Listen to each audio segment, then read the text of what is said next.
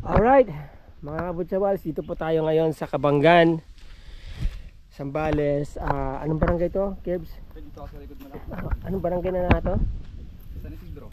Nasa San Isidro. Ito pong farm na to, nakita nyo daming kambing oh, ay binebenta po. Okay, so may mga structure na sila oh. Meron na po mga structures, meron na rin bakod dito sa tabi. May mga puno ng mangga. Ilan ang puno ng mangga nyo dito? 8 kuya. 8. Ano to, mga kinalabaw? Or Indian mango? Indian mango. Kinalabaw. Kinalabaw. Okay, kinalabaw. Meron po silang kulungan ng kambing dito. Ayan o. Konting repair na lang to. At least meron na mga poste sa ilalim. Ito para sa layers. Ayan.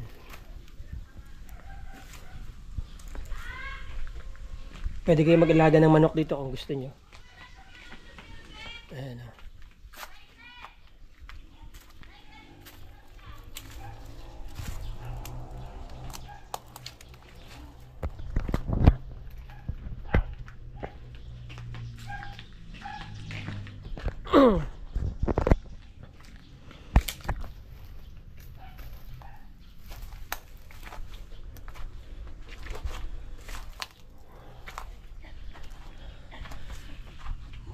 Meron kayong 8 punong mangga.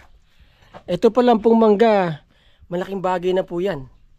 Dahil lang ganito kalaking puno ng manggang, isang ganito kapag napabulaklak nyo po ng maganda yan at naalagaan yung bunga nyan, kaya pong magbigay ng hanggang 50 to 60 na kain yan. Ang isang puno ng mangga. Yan. So may mga structures na po itong farm na to. Nakabakod na rin ha. Okay. May mga pwede na kayong i-repair lang na konti ng mga kulungan. May kulungan pa doon. So may source ng tubig dito. May source na ng tubig. May poso. Ayan. Meron na ka-ready mga kulungan ng baboy. Pwede pa lang gawing fish pond to. Opo sir. Pwede pang gawing fish pond. Oo yan. O ito oh. Pwede nyo pang gawing fish pond ito oh. Ayan oh. Ang farm na ito mga kaibigan ay pag-aari po pala ng isang kilalang family rin dito. Isang prominenteng pamilya dito sa Zambales no. Mga Bada family. So ito fish pond. Pwede nyo pong i-convert sa fish pond dito. Pwede gawing fish pond. Naka-ready na oh. May source po naman ng tubig dito. At maganda pong source ng tubig dito. Ayan. Nakabakod na rin. May fence na rin. Ayan oh. Palibot. So, ito po yung mga kulungan ng baboy. Palagay ko dito yung mga inahin o yung mga fatteners no. Diyan.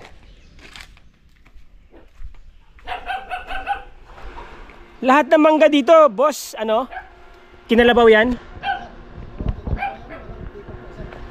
Napa-spray nyo na ba? Hindi pa? Hindi pa po sir ay. Ayaw ni boss na pa-spray mo na tandaming baboy. Oo. Natural lang po yan sir. Natural lang. Pero kapag na-sprayan to, mas marami pang bunga, no? Opo.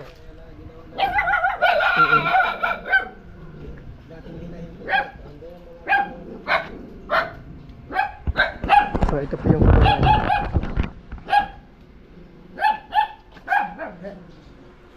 Konting ayos-ayos na lang to, no? Opo sir wala. Oh. Sabi nga ni ano dito, wala nang ano, bibitawan na lang. Bibitawan na lang yung baboy, lilinisan na lang yung kulungan, no?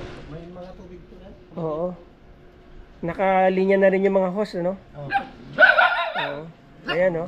Paano natin na namin tulungan, mga inahin natin dito sir. Ayan, no? Yung mga kambing dito pala natutulog. Opo sir. Dito yan. Oh. Yun, yung kambingan na yun, matibay pa rin yun. Opo sir. Konting repair lang yun. So ito yung palaisdaan. Ano yan, pag yung tagulan po, sir, Hmm. binibitawan ko ng tilapia, ang lalaki, gaganito po, sir.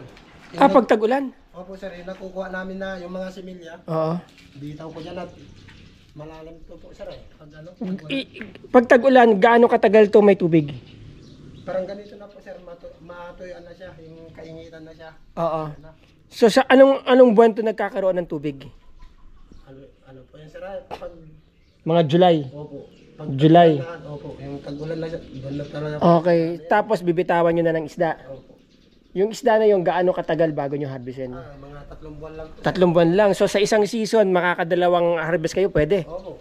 Oo. Wala pang ano po, sir, hindi pa namin pinapakain. Ay, hindi nyo pa pinapakain yun? Kasi ito, kung tagulan, sir, yung damo niya, tumutubo na po yan, sir. Ah, okay. Tagulan yan, dyan lang sila. Sa gilid, no? Opo. Kung pambili ng darag, Para saan yung tubo na yun? dito po yan. Outflow? Yung water tank yan, oh. Pag magkakarga kayo ng tubig? Hindi po, sir, yung ginawa namin yung labas. Outflow, paglabas ng tubig para hindi umapaw doon. Opo, sir. Okay. Isa lang yan? Isa lang po yan, sir. Bastante na, kaya niya na. Oo. Tignan natin yung isang kulungan. Ako, sir. Oo. Tapos ano yung mga bakal na nando doon? Yung po, sir, na ginagamit namin, kung mga inahin, yan, yung paan namin. Nandito yung tangke ng tubig. Opo, ito. Yan. Malaki po. Hindi naman natutuyuan ng tubig. Hindi po, sir. Hindi. Buhaba-haba dito pag tag-ulan, hindi naman. Hindi naman po, sir. Oo. Tapos to, eh. Mataas to. Opo. So ito ay para dun sa mga inahin, ano? Inahin po, sir. Opo. Pagka mga anak na. Opo. Tapos ito, kulungan din to. Kulungan po yan, sir. Karigit nga lang namin po ng ano. May mga alaga pa kayong baboy? Hindi na siya nag-alaga ulit. Okay. So dito yung mga parang pambenta na. Opo, sir. Ganon din yan. Opo nga. Yung mga nandoon sa gilid, para saan yun? Yung kulungan doon? Ganito po, sir. Kung gusto mo din mga patining, pwede mo din. Doon ang fattening pagka magbebenta na. Tapos dito, parang medya-medya lang muna. Okay. So ilang square to? 1, 2, 3, 4, 5, 6, 7, 8, 9, 10, 11, 12, 13, 14, 16. Okay. 30. Mahaba yan, eh. So itong kulungan na to, ilan ang kasya dito? Maximum? Ito po, sir. 5 yung kinarga namin dito po, sir. 5. Opo. Kaya pa ng 6. 6, opo, sir. Okay. So mga isang daan kaya pala dito. Opo, sir, ha. Bali lang po, sir. Oo. 2, 4, 6, 8, 10, 16 na kaagad.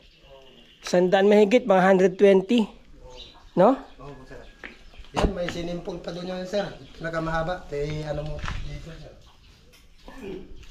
Ang tinakarga namin dito, sir. Na 40. Tinakargaan ko ng tubig yan. May pinakasinimpol sila. Isa na swimming pool nila. Yan po, sir. Ito. Diyan sila naglulublob. Opo, maligo na sila. Okay. So ito yung pinakamahaba. Anong nilalagay niya rito? Ganun din. Mga ano din. Yung mga biik. Mga biik. 30 piraso, kinakarga namin po, sir. Yung manok, ilang heads ang kasya dyan? Manok. Sir, kasi yung 45 days, sir, kinakarga namin 2 dam po yan, eh. Nakarga niyan 200. Opo. Eksakto or? Opo. Kasi sabi ni boss, subukan muna natin ng 200. Oo. Hindi kinarga namin po sila ng 200. Maluwag pa naman sila. Maluwag pa. Opo, sir. Sa tingin mo, ilan ang kasya? Mga 800. Opo, ha? Kasya 800 hanggang 1,000. Opo. Okay. Malaki po yan, mahaba yan, eh. Okay. So, ibig sabihin, itong kulungan ng kambing na to, ilang kambing ang kasya dyan? Kahit na ilan po yan, sir. Kahit na 1 dam po yan. 100 kasya dyan. Matibay pa ba naman ba yung papag niyan o papalitan na? Matibay pa yung papag niyan. Yung mga dito na lang sa gilid, ano? Opo. Kasi naulanan dito po, sir. Kaya, Mataas. ano na po. Opo. Naka-elevate. Mabasa ng ulan yan, eh. Oo. Nasira. So, nagkakatubig dito? Opo, sir. Oo. Pero ano lang, Saglit lang din. Oo. Yun talaga yung palaisdaan, doon talaga popond ang tubig. Opo, sir, doon. Okay. Ito, mga septic tank. Ha? Opo. Anong ginagawa niyo dyan sa tayo ng baboy? Hindi niyo ba ginagawang Ay, hindi po, sir. gas? O ganyan lang, pinababayaan lang? Ang gusto nga nila, mag-sana kayong gas. Oo. Ay, sabi naman ni yung ano, wala na sa niya. Ah, Ang gusto na, kaya binigyan na lang ito, sir, kung mapuno, mm. palayan na lang. Okay. Pero wala, parang wala pang laman. Mm. Binubuksan na tinitingnan nila yun. So, ayun. Ano pangalan niyo? Bro, nakalimutan ka. Chito. Chito. Di ba sa Pilmeda ka dati? Oo, sir. Hanggang ngayon ba? Opo. Pilmeda pa rin. Ito. Umuwi ka pa ba sa Pilmeda? Pa, Umuwi ka pa sa Pilmeda? minsan po. Ah, Tanong pa rin po doon. tanod ka pa rin doon. Ang dami mga bunga pala yung mangga nyo, ano? Mga mani pa lang na, ba't niyo pa kunin? Oh, Po yan, di ba 8 puno po ng manggang kinalawa po yun? Puro ano po yan? puro, Natural po yan. puro natural, ano? Opo. Ayan, no? Walang puno. Lahat po yan, namumunga. Okay. Opo. Kung i-sprayan to, mas malaki pa, mas marami pa, ano? Opo Ang isang ganyan, alam ko, kaya pagka magandang bunga, kaya humarvest ng hanggang 50 kaing eh. Opo maganda po Yeah? yan eh. Opo. Kung may 8 ka, di 400 na kaing yun. Opo. Tapos, sa isang kaing, ang mahal-mahal ng kaing ngayon. Opo, lalo po yung kinalawa po. Sabihin na natin sa 500, 800 yata isang kaing, o 1,000. Itong mga kambing nyo, magkano ang isa? Ang 8 piraso po yan, kasama po yung bulog. Ah, Yung bulog po, bay pang 8 po yung bulog, 50 po yun. 50,000. Anong lahi yan? Ano po yan? Dahil po yung talagang hindi po sila native. Talagang, Anglo-Nubian kaya? Anglo-Nubian? Oo, ayan o, pati mga sungay o. Ito yung bulog na 20,000. Opo. Tapos, lahat ito, 50,000 lahat. Di bali ano lang po, pito po yung mga inahin. Isang bulog, Opo, pang 8 po ito, 50,000. 50,000.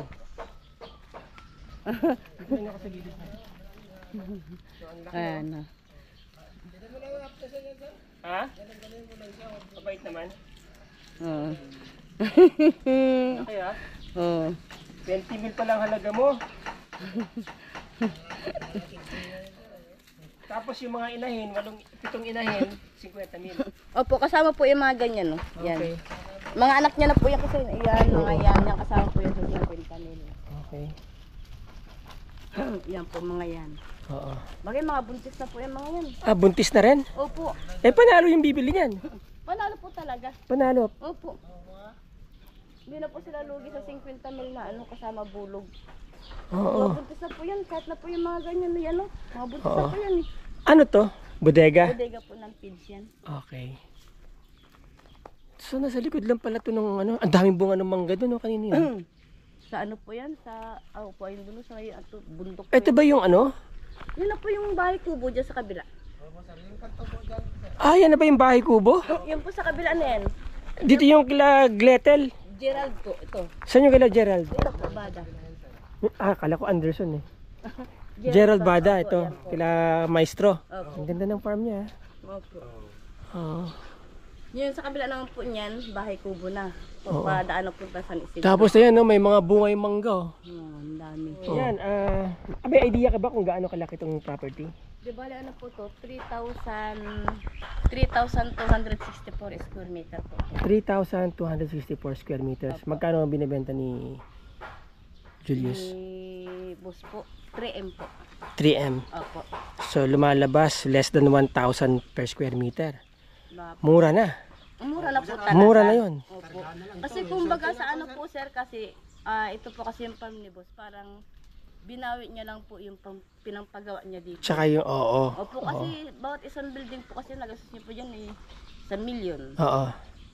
Bago po itong kabila. Oo. Kaya yung pinagawa niya po yun doon sa inahin. Di bali ang... Ngayon kung halimbawa may bibili nito, siguro pwede niya nang i-consider kasama na yung mga kambing kung nandyan pa. Hindi, bukod po yun. Bukod talaga yun. Opo. 50 k lang naman eh.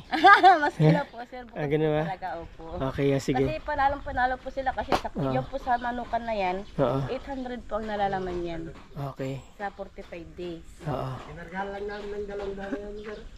Tapos ito po, ang bali ang kulungan niya last is nasa 29 na kulungan. 29 na kulungan. Opo. So may idea ko kung ilan ang maximum na baboy na pwedeng ilagay dito. Kasi po ang isang baboy po kasi nilagay namin dyan, 6 bawat isang kwarto. 6, bawat isang kwarto, kaya. Ito po isa dito. Yan, 6 po. 6 o 6. 5. 6 hanggang 5. Pero yung po dun sa mahaba, kakasya po ang 30 doon. 30. So ilang animan meron dito? 1, 2, 3, 8. 16 po yan lahat. Itong animan ang limahan ang laman. 16 na. 16 po na kwarto yan. 16 na kwarto. Opo, pero yung sa haba. Pero po yung mahaba. So ibig sabihin kung 16 na kwarto sa limahan, ano kaagad? 80 kaagad dito pa lang, Opo. no? Opo. Tapos plus 30 doon. So tama tayo, mga 120, 110 kasya. Opo, kasya po talaga. Oo, 120. Dito sa kabila, ilan ang kasya dito baboy? Kasi po dito, ang sa malaki po kasi ng namin dito, kwarto Oo. po ng bawat isa dyan. Oo. Nagkakagaya po kami ng 10 bawat isang kwarto po. 10, ilang kwarto yan? 1, 2. 2, 3, 4, 5, 6. 6 po. 6 na kwarto, 60. Plus 120, sabi natin, 180 heads na kaagad, plus yun. Doon po, kasi rin po ang 10 doon. 10, ilan yun? Bali, 5 pong kwarto yun. 5. Opo. 50, so mga 200, 230. Opo, kakasya na dito. 230 Kung kasya. hindi na po gagawa ng, kasi pwede lang po Oo. kung gusto niya, pwede pong gawa ng inahin doon. Oo. Patining po dito. Oo. Pwede po, ganun po ang doon. Okay. Ano yung bagong akit na lang sila doon? Oo. Ayun. So, ilan ulit? Ilang square meters? 3,264. 3,264. Titled to, no? Titled. Opo. Titled. Ito po. Oo. Saka ano ka mo, kuyang. Pwede kargahan niya na yan. Pwede niya nang Oo. kargahan yan. May drinker naman yan. Oo. May motor na, may tubig na. Oo, okay. Yan din na po talong didi. Oo.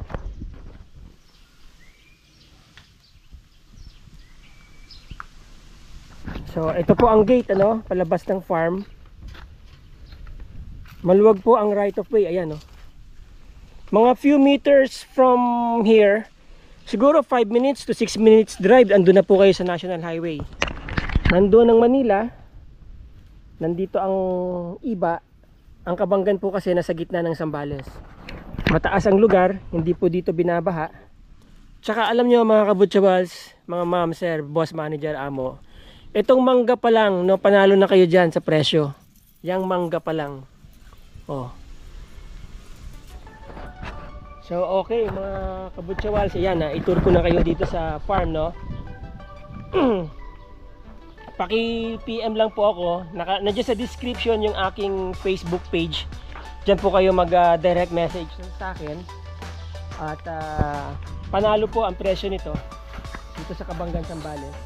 Kita nyo naman, may kulungan na ng baboy. Sasalpakan nyo na lang ng baboy yan. Konting repair na lang doon sa kulungan ng kambing. Yung kulungan ng manok for 45 days, sasalpakan nyo na lang ng ano yan, ng manok. At meron kayong 8 puno ng malalaking puno ng mangga. Ayan, oh, namumunga na po yung mga yan. Ayan. So again mga kabutsawal, nandiyan po yung aking link, no, dyan sa baba. Click nyo lang sa aking Facebook page, tapos direct message me. Title po ito, clean title, 3,264 square meters. Panalo po presyo nito. Thank you for watching.